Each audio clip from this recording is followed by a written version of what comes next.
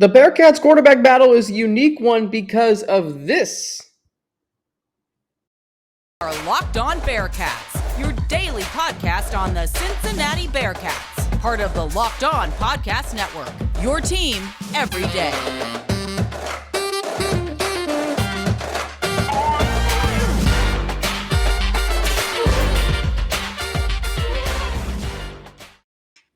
Thank you so much for making Locked On Bearcats your first listen every day. It is Friday, it's August 5th, and we're glad you're with us. My name is Alex Frank, your host each and every day on Locked On Bearcats, free and available everywhere you get your podcasts and on YouTube. Subscribe to our Locked On Bearcats YouTube channel, up to 389 subscribers and counting. Today's episode brought to you by BetOnline. BetOnline.net has you covered this season with more props, odds, and lines than ever before. BetOnline, where the game starts. So, the quarterback battle is unique, and we touched on this from so many angles, but it's so unique because of this.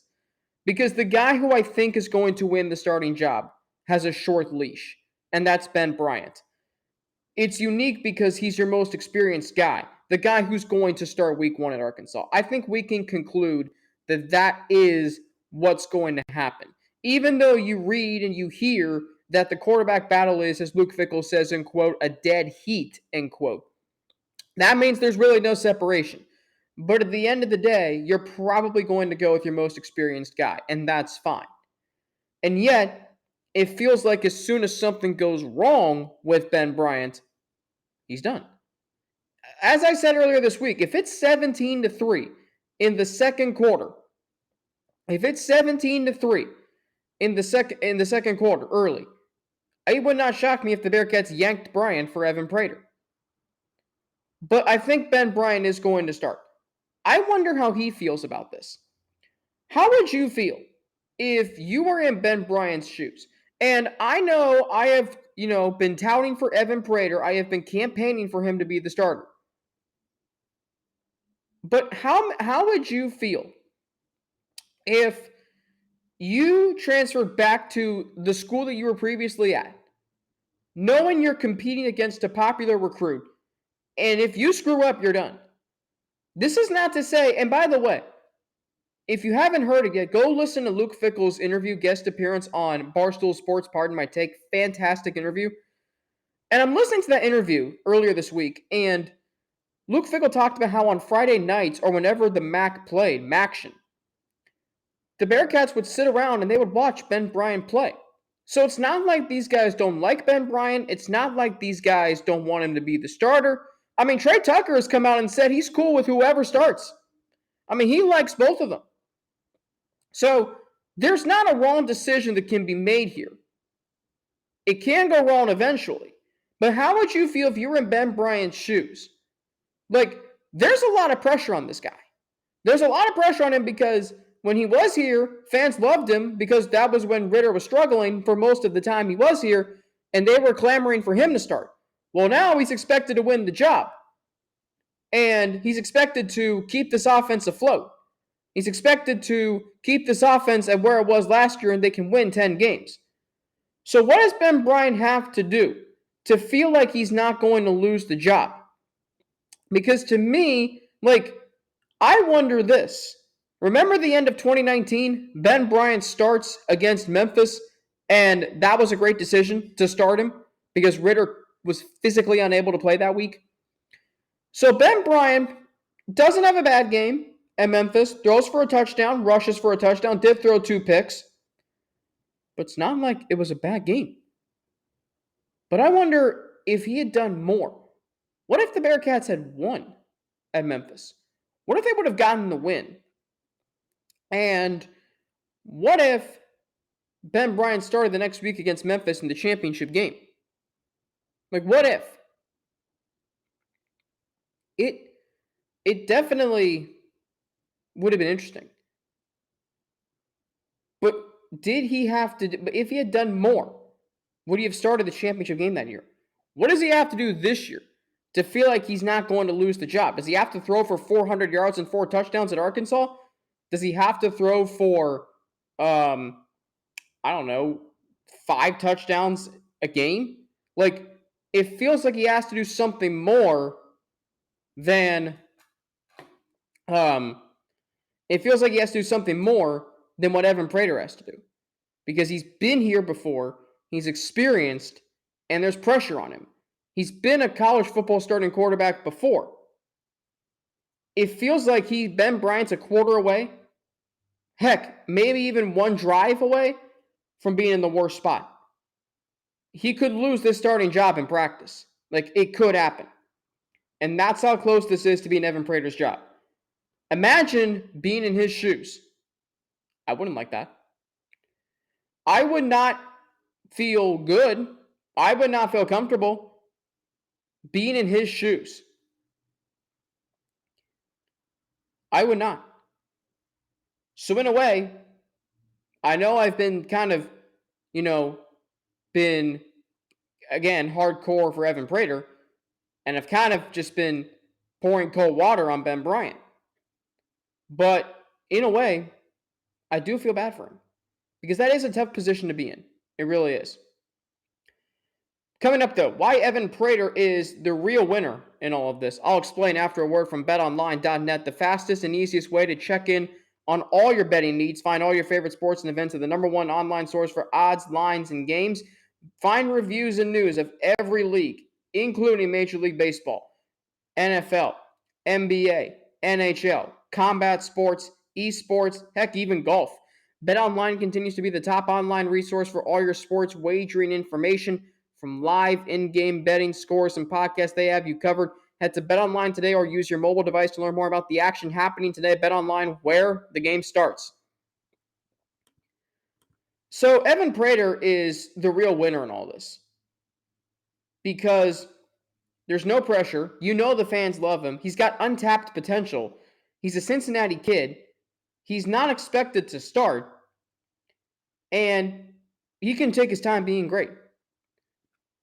Evan Prater has been a backup quarterback for 2 years. Like, I understand that maybe there should be pressure on him being a hometown kid and 4 stars and this high-profile recruit come in, highest in Bearcats history. But unlike Ben Bryant, Evan Prater's got time on his side. Yeah, he's only got 3 years of eligibility left, or maybe 4. But, I think it's 3. But there's no pressure on him. There's more pressure on the guy who's been here and has experience and should start versus a guy who has never started a college football game. But he played behind Desmond Ridder when there was no quarterback competition. So it's not like Evan Prater, it's not like Evan Prater, like he was in 2020, was playing behind a quarterback competition. So he saw Desmond Ridder at his absolute best. And I know you're going to say, or you might say, well, doesn't playing matter more? I mean, it should. But what matters to me is you learned a lot from the third winningest quarterback in college football history. That's why he's the real winner in all this. Because if he does win the battle in camp, great. And then you know this is a 3-year developmental project that you're taking on. He doesn't have to be great week 1 at Arkansas. He doesn't have to be great until maybe the end of the season. He can afford to take a lump at SMU and UCF. A good question is this. Would you settle for don't let me say settle. But if Cincinnati went 10-2, went to some crappy bowl game, which is not going to happen. It better not. But if Cincinnati went 10-2, went to some, I don't know, maybe the Military Bowl, which is a better bowl game than, a lot of other bowl games. But if Cincinnati did that, but Evan Prater improved throughout the season, and you knew he was going to be great going into the Big 12, what would you say to that? What would you say to that? I would take that. Now, I would take more conference championship in the New Year's Six Bowl. But the fact that Evan Prater can afford to win the job, take his time becoming great like Desmond Ridder, because this team is not expected to be great. It'd be a lot different if there was a quarterback battle last year and your decision would impact your chances of making the college football playoff. That's different. But this is a situation where you don't have to get it right away. Evan Prater is the real winner because there's no pressure on him. He doesn't have to throw for 400 yards and 4 touchdowns at Arkansas to keep the starting job. I don't think, at least, because he's young. And if he does have a bad game, if I'm Luke Fickell and the coaching staff, I'm not going to yank him out of the game. That hurts his confidence. So if you are going to make him the starter, which I'd be all in for, that means you're committing him to multiple games.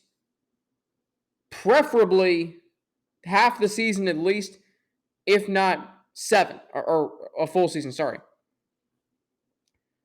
If you say Evan Prater is your starting quarterback, you have to have a longer leash for him. If you say it's Ben Bryant, and that's fine too, there's a shorter leash. Why? Because you know he has a ceiling. Maybe the coaches don't know that. We do. Because I've seen it. And if you can't throw, as you heard John Garcia Jr. on yesterday's show, the MAC, they've gone to a spread offense. If you can't throw for more than 3,121 yards, 14 touchdowns, and 7 picks in one season, are you really that good of a starting quarterback? Are you really that good? Because you're now coming to the American Athletic Conference. And Ben Bryant, God bless him for that start against Memphis. Ben Bryant's never started a full season's worth in the American Athletic Conference. He's never started a championship game. He's never started a game that's been on national television. Actually, yes, he has, my bad. But week in and week out, it's one thing to start on, short notice. It's one thing when teams don't have tape on you. Teams do. Now, they do. And they know that he didn't play that well at Eastern Michigan. They went 7-6. Not great. Evan Prater learned under Desmond Ridder. Evan Prater has never been a part of a regular season loss in his time with Cincinnati.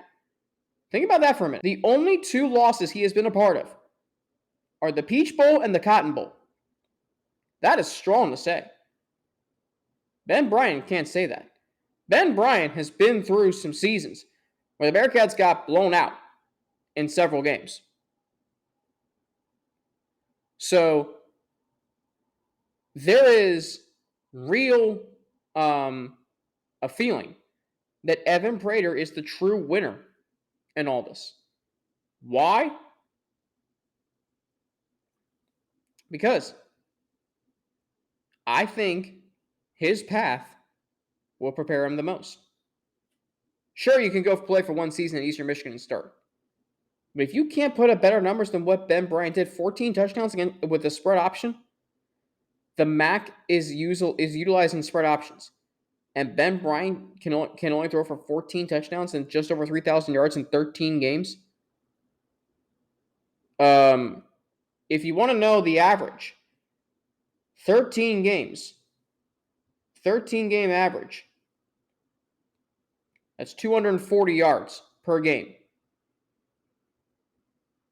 Not bad, but that's probably not going to win games in the American Athletic Conference consistently and dominantly.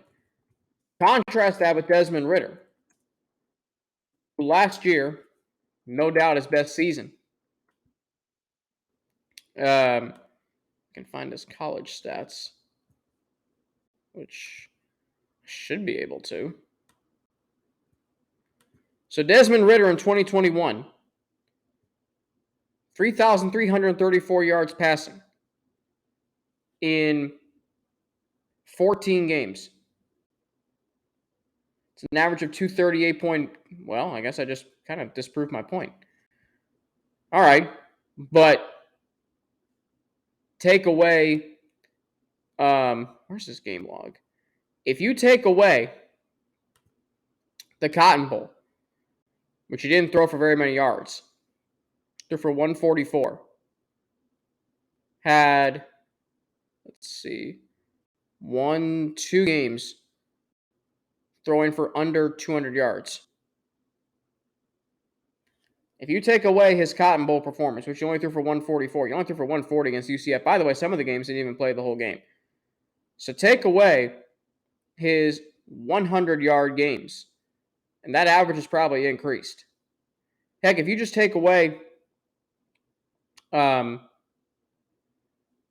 his Cotton Bowl performance,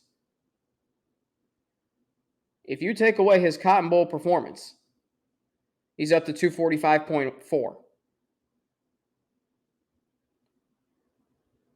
If you take away the championship game, the conference championship game against Houston, he's up to 250. 250 per game.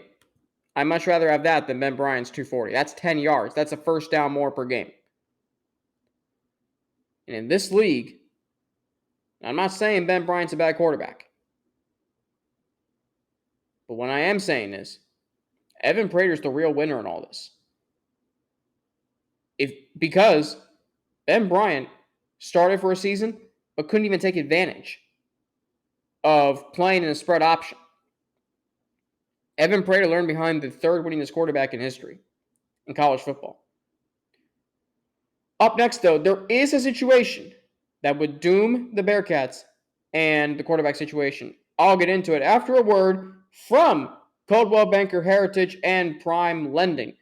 The Locked On Cincinnati Bearcats podcast is supported in part by Debbie Weckstein-Frank, a realtor with Coldwell Banker Heritage, and Steve Maloney, a lender with Prime Lending. If you're looking for a new home in the Cincinnati and Dayton area because you want to come to the area with the hottest team in college football, which of course is the Cincinnati Bearcats, well, I've got the personal real estate team to help you.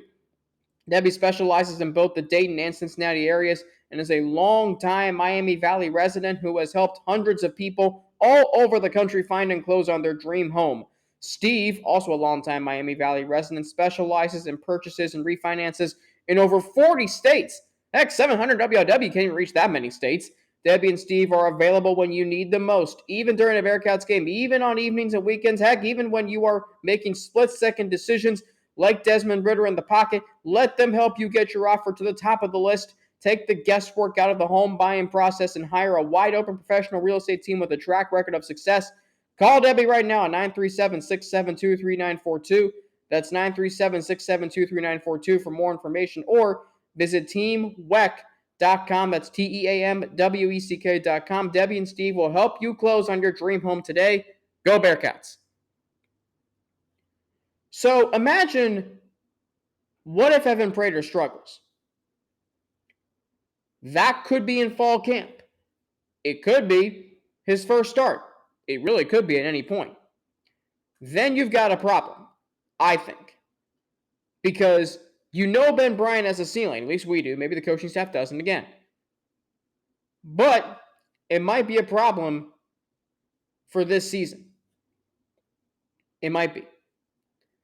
Because you have a quarterback with a ceiling and you have a quarterback who's struggling. So who are you going to start? You can play multiple quarterbacks to keep defenses on their toes. But you've got to know going into the Big 12 who you want to start. Whoever's playing the best this season, whoever's playing the best in fall camp, whoever's playing the best beginning, middle, and end of the season, that's the guy I want to start. But going forward, Prater should be your guy. And if he's not, that's a problem. The whole point of this quarterback battle is that the winner is someone who's going to keep the ship afloat this season offensively. Excuse me. And when Cincinnati goes to the Big 12, they need to be the leader. That is the real winner in all of this. Okay? I feel like the point of this is that Prater is this guy that goes into the Big 12 as a starting quarterback. Right? You're going to a Power 5 conference. You want the big name. You want the big recruit. You want the big commodity on campus. The guy with the big hair. You want the guy with the biggest game. You want that guy to be your starter. There are variables in the way of that happening, though. If Prater struggles, if Ben Bryant, ascends, maybe we aren't seeing that Ben Bryant actually has a rapid ascension this year. That is a key thing with this quarterback battle. I want whoever's playing the best to be the starter week in and week out. Period. I don't care if that's Bryant or Prater. I want the guy who's playing the best to be the starter. Okay? That's what I want.